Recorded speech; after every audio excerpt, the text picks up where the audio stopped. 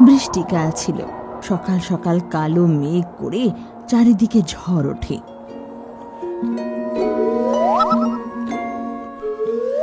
আরে বাহ, বৃষ্টি আসছে, খুব মজা হবে। কালু হাতি, শিয়াল, নেকড়ে, মন্টু বাঁদর, কালু ভাল্লুক আর জেব্রা সবাই খুব খুশি ছিল। তখনই জোর বাজের আওয়াজে বৃষ্টি শুরু হয়ে যায়। কি ঠান্ডা ঠান্ডা জল রে! যেখানে একদিকে সব পশুরা বৃষ্টির আনন্দ নিচ্ছিল, সেখানে অন্যদিকে পাখিদের সমস্যা শুরু হয়।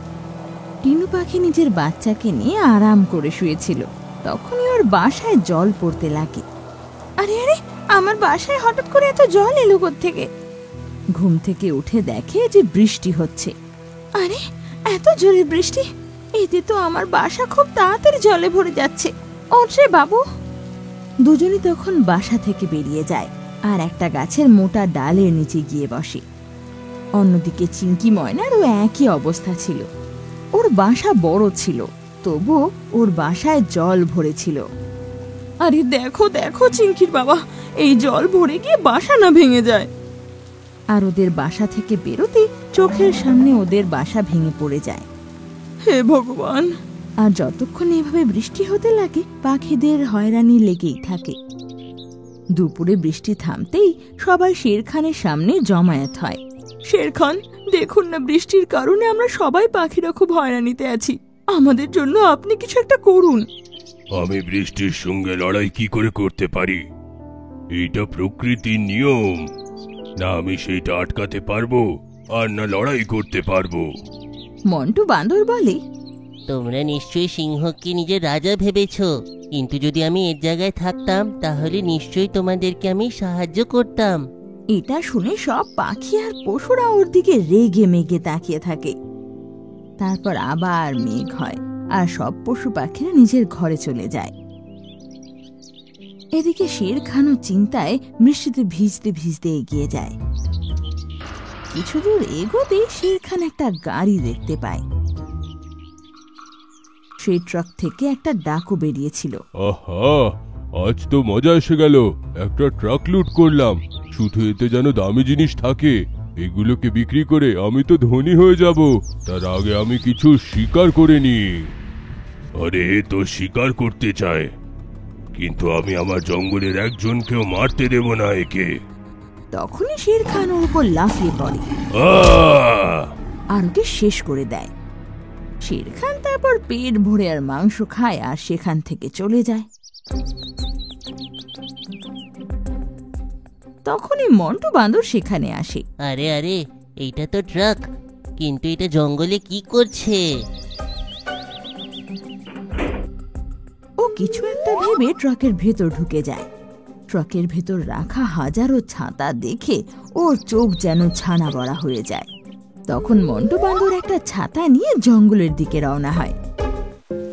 বৃষ্টি বেড়েই চলেছে আর পাখিরা এতে খুব বিরক্ত। কিছু পশু তো টিনু পাখির গাছের নিচে দাঁড়িয়েছিল। টিনু বোন, তোমার ঘরটা জলে ভরে গেছে, বাসাটা পড়ে যাবে, তাড়াতাড়ি বের হয়ে এসো। না, আমি এর থেকে সরবো না। আমি যদি সরে যাই তাহলে বাসাটা পড়ে যাবে যে। তখনই মন্টু বাঁদর সেখানে পৌঁছায় আর চিন্তা করার কোনো দরকার নেই, মন্টু বাঁদর এসে গেছে। এই বৃষ্টি আমার জঙ্গলের কাউকে কষ্ট দিতে পারবে না। মন্টু বাঁদর ছাতা খুলে সেটা টিনু পাখির বাসার কাছে রেখে দেয়। বৃষ্টি এবার এক ফোঁটা বাসায় পড়ছিল না আর ধীরে ধীরে বাসার জলও পড়ে যায়। আর এটা দেখে সবাই খুশি হয়। আরে বাহ মন্টু বাঁদর, এটা কি জাদুকরি জিনিস গো! এটা তো বৃষ্টির জল একদম আটকে দিয়েছে। এই জিনিসটাকে ছাতা বলে। আমি এই জাদুটা আমাদের জঙ্গলের পাখিদের জন্য শিখেছি। প্রত্যেকদিন আমার জাদুর সাহায্যে একটা করে ছাতা নিয়ে আসবো, আর এক এক করে প্রত্যেকটা পাখির বাসার উপরে এই ছাতা এসে যাবে। মন্টু বাঁদর, আমরা ভুল ছিলাম। তুমি তো সত্যিতে বৃষ্টির উপায়ও বের করেছো।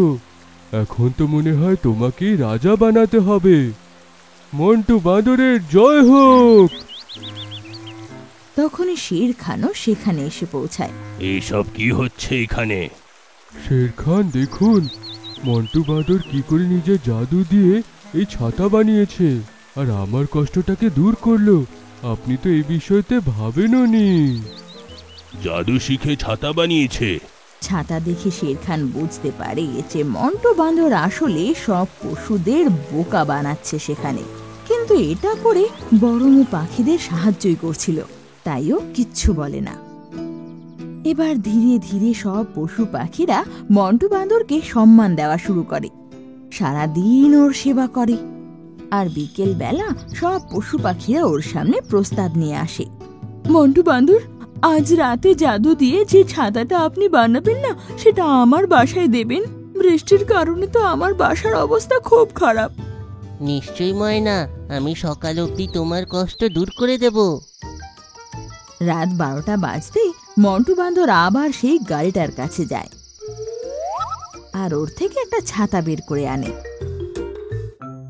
সকাল হতেই যে বৃষ্টি শুরু হয়, ও ময়নার বাসায় যায় আর তার ঠিক ওপরে ছাতা ধরে নেয়। মন্টু বাঁদর রাজার জয় হোক, মন্টু বাঁদর রাজার জয় হোক, মন্টু বাঁদর রাজার জয় হোক, মন্টু বাঁদর রাজার জয় হোক। শের খান পাশেই দাঁড়িয়ে সব কিছু দেখছিল।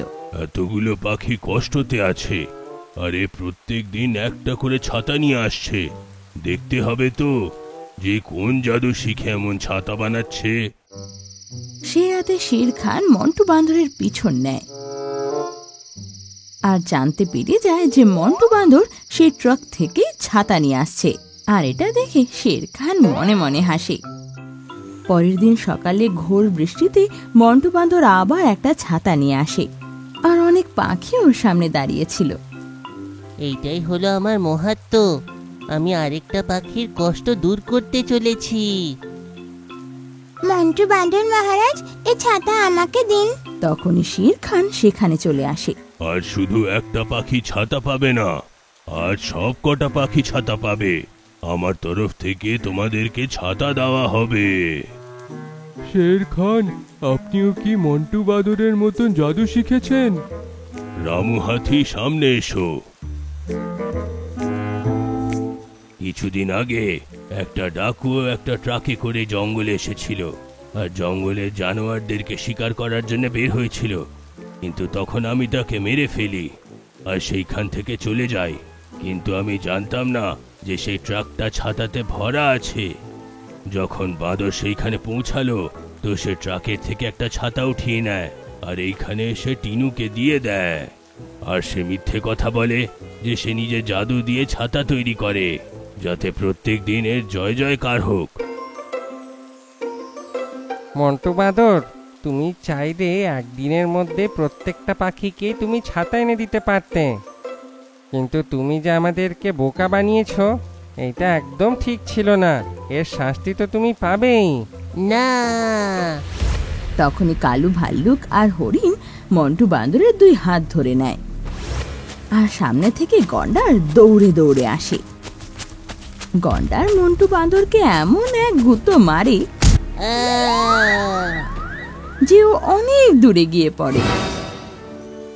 তারপর শের খান সব পাখিদের বাসায় ছাতা লাগিয়ে দেয় আর তারপর থেকে পাখিরাও সুন্দর বৃষ্টির মরশুমের আনন্দ নিতে পারে আর অসুবিধা শেষ হয়ে যায়।